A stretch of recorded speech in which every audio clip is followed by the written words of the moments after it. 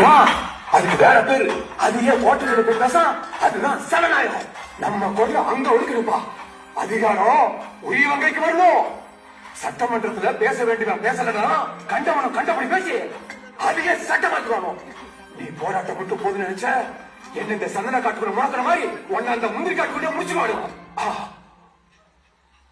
என்ன அழிக்க வந்த அரக்கன் ஒருத்தனதான் உன்னை முடிச்சு கட்ட ஏன் விட்டுக்காடுங்க. என்ன பாக்குறீங்க? எல்லா செய்தியும் எனக்கு தெரியும். எல்லா செய்தியும் எனக்கு தெரியும். இங்க பாருப்பா, ஒரு இடத்துல இருக்கிற பெரும்பான்மை சமூகத்தை வாழாம போயிட்டா அந்த இடத்தையே சுழுவா அழிச்சுடான்றதா எப்பவுமே இதனோட கணக்கு. இதெல்லாம் மீறி தமிழர் குடிகளை எப்படியாவது ஒளி செத்துணுமா? அது உங்களால மட்டும்தான் முடியும். அதுக்கு நீ சட்டமன்றத்துக்கு போயாகணும்பா, போயாகணும். இத பேசிட்டு தான் உங்களை வர வச்சேன். என்னப்பா சொல்றீங்க?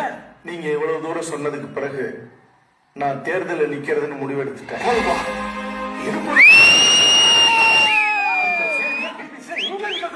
இந்த காட்டை இந்த மலைய காசாக்குற கார்பெட் கூட்டம் நம்மளை சுத்தி சுங்கிச்சு. குரு ரொம்ப கவனமா இருக்கணும்பா, ரொம்ப கவனமா இருக்கணும். ஒரு மாவீரனை சந்திச்சதுல ரொம்ப மகிழ்ச்சி.